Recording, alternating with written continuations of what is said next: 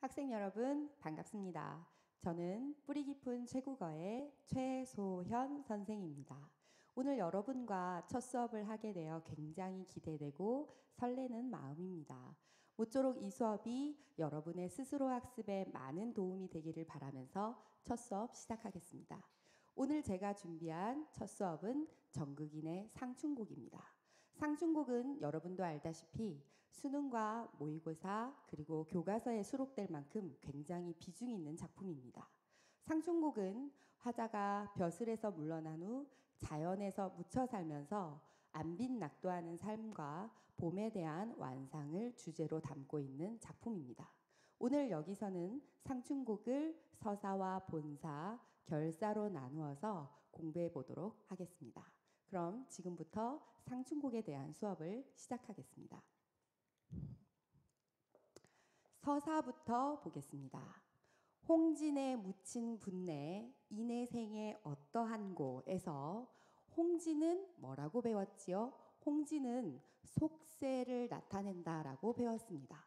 우리가 고전에서 홍진에 대한 단어 말고 속세를 나타낼 때는 인세 혹은 인간 그리고 옥당이라는 표현을 쓰기도 합니다. 분내는 사람들아 정도로 해석하면 좋을 것 같습니다. 속세에 묻혀 사는 사람들아 인해생에 어떠한가? 사람들에게 나의 삶이 어때? 라고 묻고 있습니다. 옛사람의 풍류에 미찰까 못 미찰까? 옛사람의 풍류와 비교해 봤을 때 나의 삶이 괜찮지 않아? 라고 묻고 있죠.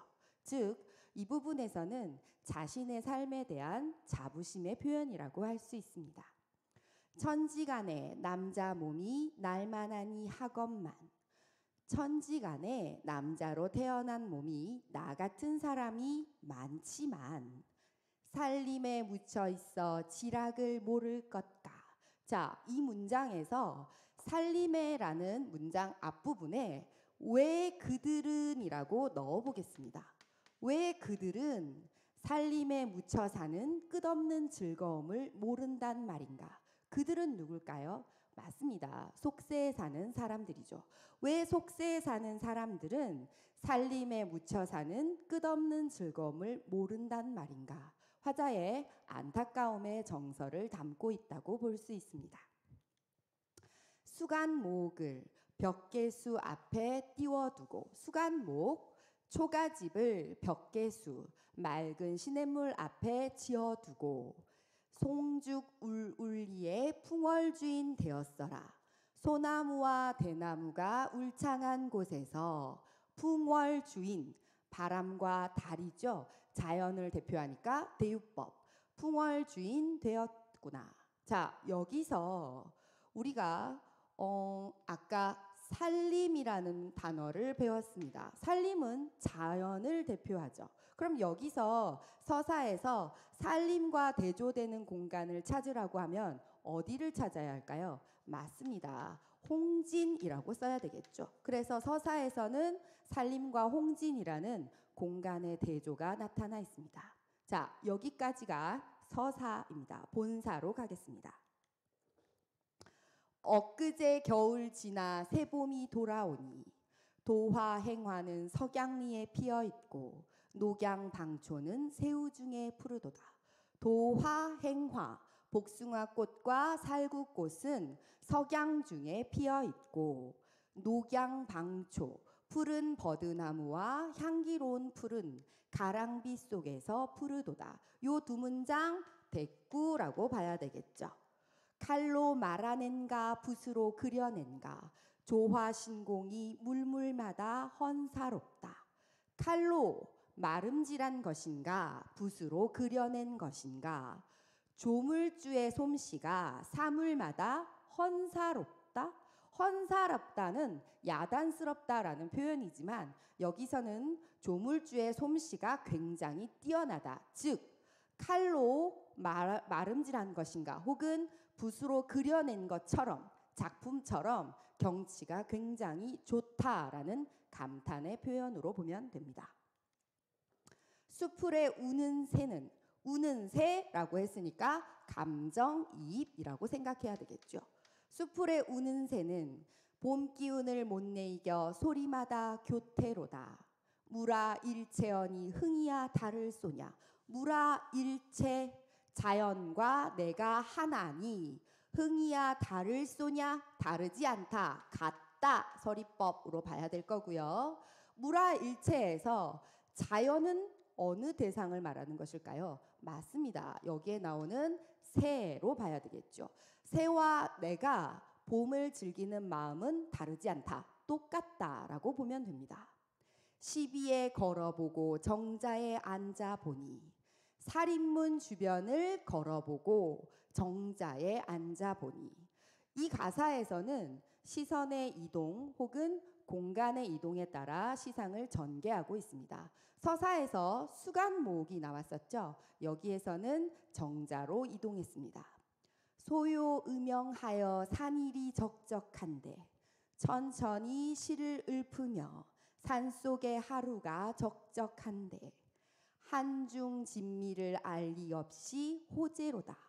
한가로움 속에 참된 즐거움을 아는 사람 없이 혼자 있구나. 한중 진미는 그러면 자연 속에서 느낄 수 있는 즐거움이다라고 봐야겠죠.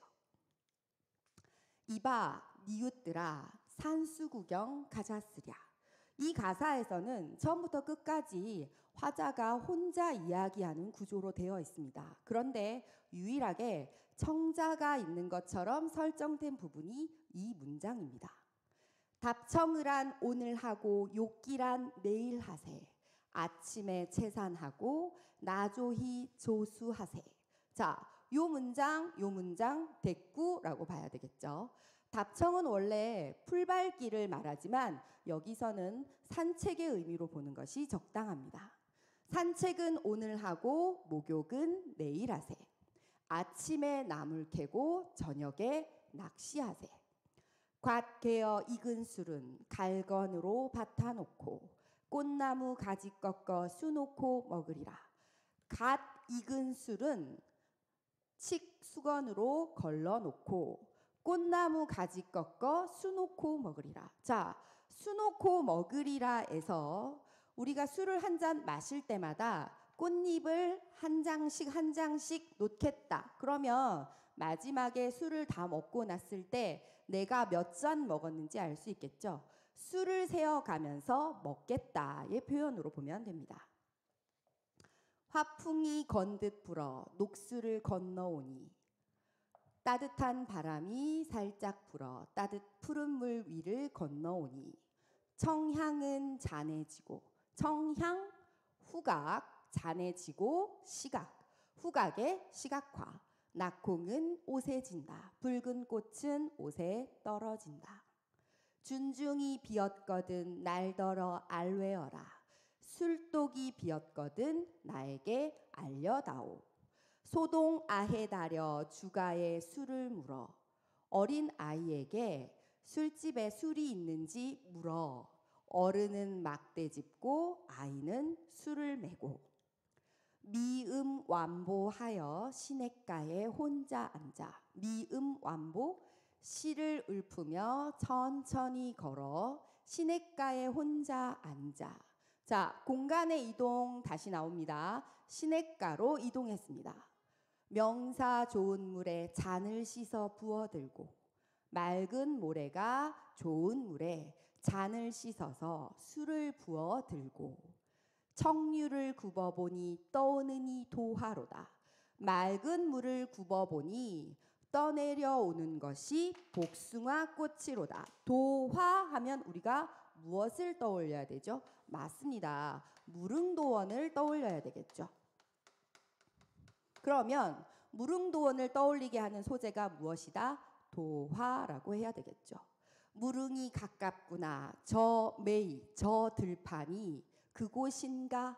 저 들판이 무릉도원이라는 말이 아니라 무릉도원처럼 경치가 좋다의 뜻으로 해석하면 됩니다. 송간세로에 두견화를 붙이 들고 소나무 사이 좁은 길에 진달래꽃을 붙잡고 봉두에 급히 올라 구름 속에 앉아보니 자 공간의 이동 다시 나왔습니다. 시냇가에서 봉두로 옮겨졌습니다. 천촌 말락이 곳곳이 벌려 있니 수많은 촌락들이 곳곳에 펼쳐져 있구나. 자, 여기서 천촌 말락은 속세 공간일까요? 자연 속의 공간일까요? 맞습니다. 천촌 말락은 사람들이 모여 사는 마을이기 때문에 속세로 보는 것이 맞습니다. 연하 일휘는 금수를 재폈는 듯 안개와 노을과 빛나는 햇살은 비단을 수놓은 듯이라고 했습니다. 그럼 여기서 금수의 원관념은 무엇이다? 맞습니다. 연하일휘라고 해야 되겠죠. 엊그제 검은들의 봄빛도 유여할사. 엊그제 검었던 들판에 봄빛이 풍요롭구나로 보면 됩니다. 자, 이제 마지막으로 갑니다. 결사 봅니다. 공명도 날거리고 부귀도 날거리니.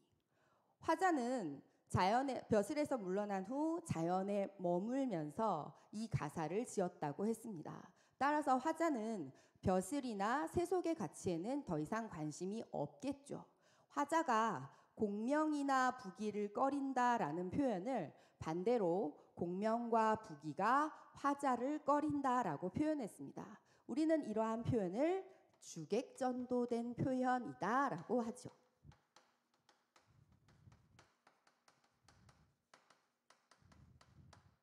청풍명월 외에 어떤 벗이 있사올꼬 푸른 바람과 맑은 바람과 밝은 달 외에 어떤 벗이 있을꼬.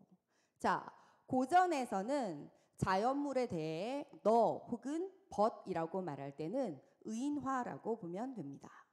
단표 누항에 단표 누항 소박하고 검소한 생활이라고 하겠습니다. 소박하고 검소한 생활에 훗은 해음 헛된 생각을 아니하니. 자, 그러면 훗은 해음에 해당하는 시어 두 개를 결사해서 찾아 쓰세요라고 하면 무엇을 써야 될까요? 맞습니다. 여기서는 부귀와 공명이 훗은 해음에 해당하는 것이겠죠. 아모타, 아모타는 뜻이 없습니다. 아라는 영탄법으로 봐도 되고요. 어쨌든 이라고 봐도 됩니다. 어쨌든 백년 행락이 백년의 즐거움이 이만하면 어떠한가 이만하면 좋지 아니한가 라고 보면 되겠죠. 여기서 잠깐 시조에 대한 얘기를 해보겠습니다. 시조는 초장, 중장, 종장으로 이루어져 있습니다.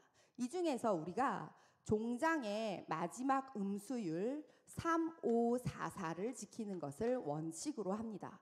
그런데 지금 이 가사를 보면 아모타 3, 백년 행락이 5라고 해서 시조의 종장처럼 음수율을 지키고 있습니다. 이러한 가사를 정격가사라고 합니다. 상충곡은 정격가사이면서 양반가사의 효시로 알려져 있습니다. 상충곡은 강호한정의 내용을 담고 있으며 후에 송순의 면항정가나 정철의 관동별곡 혹은 성산별곡과 같은 강호가도의 가사들에도 많은 영향을 끼친다는 점에서 중요한 의의를 가진다고 볼 수 있습니다. 고전에서 가장 중요한 것은 해석과 거기에 대한 표현법을 아는 것입니다. 학생들이 고전 시가를 공부할 때 해석을 가장 어려워합니다. 이럴 때 문장에 빈칸을 채워두고 스스로 빈칸을 채워가면서 해석을 해보는 것이 고전 시가를 공부하는데 굉장히 좋은 방법이라고 할 수 있습니다.